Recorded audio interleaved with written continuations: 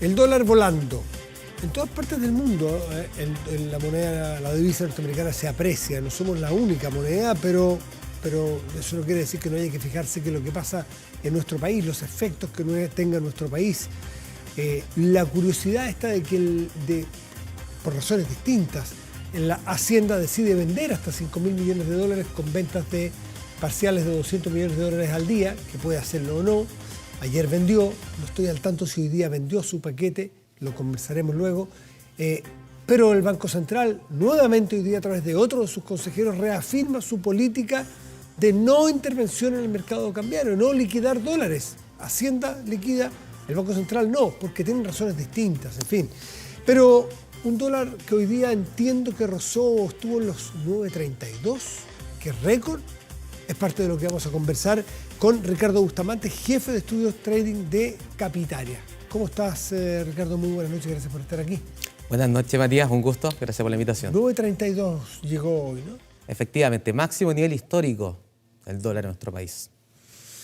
Y hoy día estuve viendo unos artículos y unos estudios de otros especialistas que algunos apuestan que puede llegar a 1.000 pesos. ¿Ustedes en su proyección también lo tienen como una posibilidad, un escenario? Efectivamente, en Capitaria hemos visto que hay una posibilidad tangible de alcanzar esos 1.000 pesos, que ya sería un hito completamente, ya los 900 pesos es un hito, pero perfectamente puede seguir este impulso.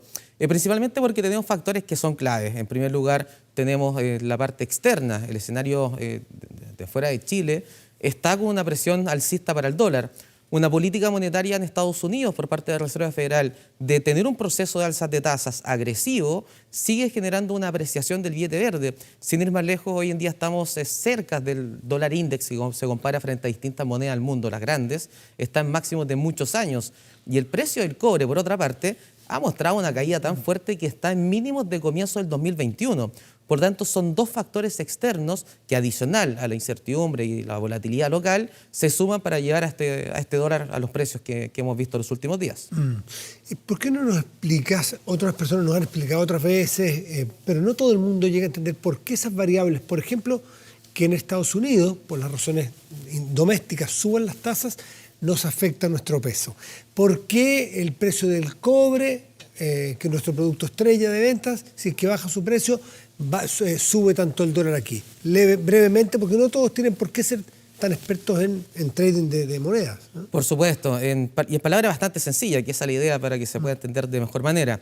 Lo que hemos visto es que a medida de que un banco central sube su tasa de interés, voy a poner el caso de Estados Unidos con la Reserva Federal, al subir la tasa de interés implica de que un país que esté buscando, una persona de algún país está buscando dónde dejar su dinero, va a privilegiar tasas altas para tener un mayor retorno. Sí, claro.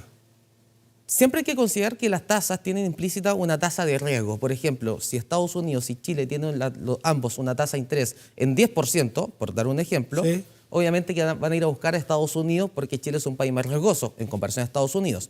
Por lo tanto, si está la Reserva Federal con este proceso de alza de tasas, se van más divisas, más dólares que salen de otros países hacia precisamente Estados Unidos para tener ese mayor retorno. ¿Qué implica eso? Que queda menos cantidad de dólares circulando en los países donde se están yendo esos flujos, por lo tanto se genera un exceso de demanda de dólares interno que apoya la apreciación del billete verde. Perfecto. Y en el caso del cobre es por... Es principalmente porque, como es el producto estrella de Chile, el principal producto de exportación, a medida de que baja el precio del cobre, hay expectativas que van a ingresar menos dólares a Chile. Y eso genera el mismo efecto de que hay una menor oferta, claro, se genera exceso de demanda y sube su cotización. Ahora, este es un problema, una realidad que están viviendo casi todos los países del mundo. No sé si se salva alguno, pero uno estuve leyendo hoy día que todos los países están con apreciaciones muy, muy importantes. ¿En todos opera la misma lógica? Efectivamente, en todo opera la misma lógica, considerando que también cada país tiene sus fundamentos propios. Por ejemplo, y sin ir más lejos, el precio del cobre lo vimos a comienzos del 2021 a niveles similares a los que tenemos hoy en día, pero el dólar en Chile estaba en 750 pesos, no en 930, 920. Hemos visto un dólar index que compara el dólar con las principales monedas en niveles más elevados y el dólar en Chile no estaba en estos niveles. Por lo tanto, también hay un factor interno de cada país que genera esta volatilidad del tipo de cambio. Y hoy en día estamos precisamente a puertas de un hecho bastante importante. Si el Banco Central no interviene es porque cree que hay una razón estructural que explica que pueda seguir subiendo, no va a salir a quemar reservas propias, a hacerle un gallito al mercado si es que va a llegar más alto. Porque los fundamentos indican probablemente que esto va. ¿Cuáles son los fundamentos que el Banco Central tiene en su cabeza para decidir que dejar al mercado operar en el tipo de cambio y lleve que hasta donde tenga que llegar, al menos por ahora? En este momento, la situación más importante es que tenemos una Reserva Federal que sigue subiendo la tasa de interés porque efectivamente la inflación... O sea, la razón externa, esa. Claro, razón externa. ¿Esa es la única razón externa? No, tenemos tanto la situación de Estados Unidos, de esta mayor inflación, mayores tasas, y también el debilitamiento económico mundial. La posibilidad de una recesión en Estados Unidos, en la Unión Europea y en distintas economías del mundo generan un impacto muy fuerte, especialmente para las monedas de economías emergentes, que suelen ser monedas más riesgosas. Y además se genera un debilitamiento en commodities que suelen utilizarse cuando el ciclo económico está bien y que se demanda menos cuando el ciclo económico está bien. Ricardo, pero tú me hablas de alza de tasa, pero me hablas también de recesión. Y uno pudiera suponer que si viene una gran recesión va a haber entonces pronto alguna vuelta de mano de las tasas intentando a través de esa herramienta activar la economía mundial. Entonces, ¿cómo juega en la apreciación del dólar o del peso esa expectativa que no va a ser eterna el alza de tasas en Estados Unidos, justamente porque se debilita su economía? Probablemente van a tener que hacer un incentivo de ese tipo, ¿no es cierto?, un incentivo monetario para poder activar la economía y puede ser beneficioso para el peso eventualmente, ¿o no? Es un tremendo punto, Matías, porque efectivamente lo que hemos visto, sobre todo en los últimos informes que hemos estado leyendo y también haciendo desde Capitaria, es que con la situación actual, con una inflación tan elevada y un crecimiento prácticamente nulo en las principales economías y también en nuestro país, esto se llama estanflación. Inflación alta y un estancamiento económico. Cuando hay una estanflación, las políticas son súper sencillas. Si yo quiero que la inflación baje, necesito hacer una política monetaria contractiva. Y si quiero que el consumo resurja, necesito hacer una política fiscal o monetaria expansiva. El gran problema cuando hay esta inflación es que cualquiera de las dos políticas va a afectar al otro sector. Claro. O va a afectar al crecimiento o a la inflación. Por lo tanto, lo que hemos estado viendo que hoy en día deberían preocuparse primero por la inflación, de disminuir la inflación porque genera un deterioro sobre todo a las personas más necesitadas. Aunque afecta a la actividad económica. Aunque afecta a la actividad económica. Porque significa subir tasas. Exacto. Y cuando ya se empieza a controlar la inflación, cuando se vea que llegó a un techo y que por base comparativa y por X motivo empieza a tener una disminución, enfocarse en nuevamente reactivar el crecimiento. ¿Y se ven atisbos de que el enfermo baje su fiebre, la inflación en el mundo? Sí, hay señales. De todas maneras, estamos dependiendo mucho aún de lo que pase con el precio del petróleo, que ha tenido un alza importantísima durante este año, especialmente después del conflicto entre Rusia y Ucrania y todas las sanciones en contra de Rusia. Este incremento en el precio del petróleo implica que los combustibles en el mundo están subiendo, los transportes, los costos de transporte se están incrementando y eso afecta a los productos de forma transversal.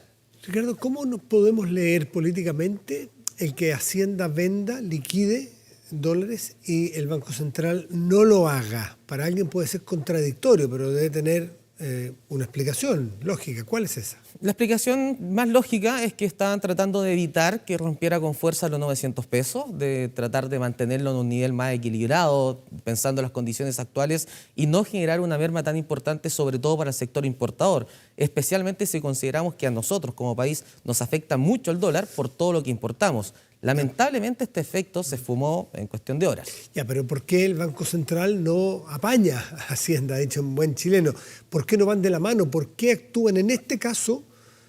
Parecen tener incentivos distintos o metas distintas. ¿Por qué no actúan de la misma manera? Tremenda pregunta, Matías. Y es porque estamos a puertas de una situación muy importante en Chile, el plebiscito de salida. Cualquier plebiscito que cambie alguna constitución, una situación económica o social o política, genera volatilidad. Y esa volatilidad es la que estamos viendo. Por lo tanto, el Banco Central está esperando a ver cómo es la evolución del dólar, pensando en los próximos meses y ya en un escenario en que pueda haber mayor volatilidad, un mayor debilitamiento del peso chileno, podría ya empezar a actuar precisamente y tratar de acompañar en estas políticas que está tomando por lo menos Hacienda. ¿Cómo están viendo ustedes el mercado en el corto plazo? ¿Cómo ustedes están en el día a día, están en las mesas, están con las ofertas y las demandas del mercado? ¿Qué actividades distintas están viendo hoy día? ¿Cómo está actuando el agente de mercado? Hoy en día se ha visto una compra excesiva, una compra de dólares extremadamente fuerte. Sin ir más lejos, el efecto de Hacienda duró ni siquiera un día. Al cabo de un día... ¿Hizo la segunda compra hoy o no?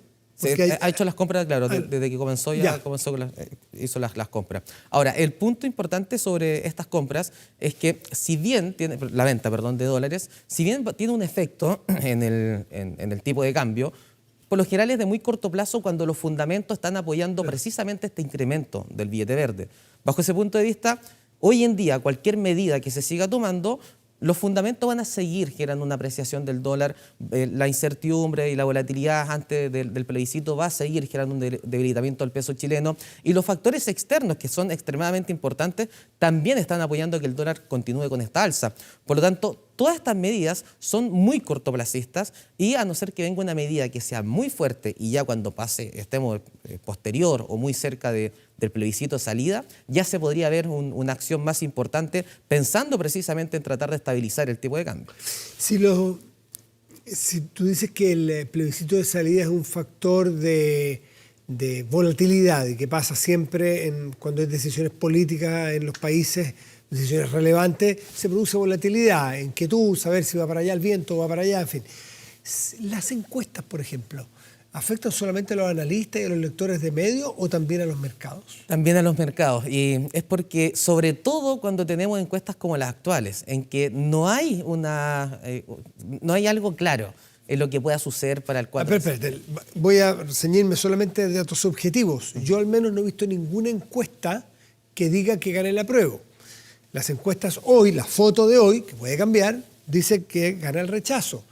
Eso es contrario a lo que tú señalas, pues, porque si supuestamente esto es incertidumbre y supuestamente va a ganar el rechazo, no deberíamos tener las alzas máximas del dólar. El dólar se debió haber calmado, entonces esa explicación no me calza. Exactamente. ¿Por qué? ¿Por qué sucede esto? Porque si es que vemos el escenario que gana el rechazo. ¿Ya? Bajo ese punto de vista, sabemos que hoy en día hay una inconformidad con respecto a la Constitución actual, en que pueden venir presiones también sociales, y esto también es el inicio de un camino nuevo. Acá no estamos finalizando un camino con este plebiscito, es un inicio para un nuevo camino. Si es que llega a ganar el rechazo, vendrá una nueva constitución que se tendrá que armar de nuevo. ¿Qué va a pasar con la actual constitución? Entonces también se genera incertidumbre, independiente de cuál de los... O sea, el mercado, más allá de que dé o que lea encuestas que gane rechazo o apruebo, ve que en ambas alternativas hay un proceso o sea, no se ve el fin de un proceso, se ve a lo mejor el inicio, en ambas alternativas, un inicio de un proceso. O sea, esta volatilidad o esta incertidumbre, a juicio del mercado, continúa. Esa es la explicación. Exactamente, y debería continuar, independiente de Entonces las encuestas no las va a mirar mucho el mercado de la divisa si es que está el apruebo o el rechazo, porque si ve que las dos, para estos efectos, sigue habiendo incertidumbre, no lo va a mirar tanto. Sí, es que de todas maneras siempre hay una postura que y esto en datos objetivos, para los inversionistas siempre les gusta más cuando los impuestos son menores, cuando hay una situación en que pueden llegar a un país y generar un crecimiento mayor que implica mayor empleo, que implica actividad económica, etcétera, y eso suele tener una situación de certidumbre. El problema es que hoy en día no se va a saber. Cuando tengamos la votación, si llega a ganar el apruebo, ya sabemos cuál es el camino, y si gana el rechazo, aún hay incertidumbre con ese camino. ¿Qué va a suceder? Vendrá una nueva convención constituyente. Hay varias alternativas. Entonces, eso también genera la incertidumbre de cuál va a ser el siguiente camino. Ricardo Bustamante, jefe de estudios de trading de Capitaria, muchísimas gracias por estar esta noche aquí con nosotros. Gracias por la invitación, Matías.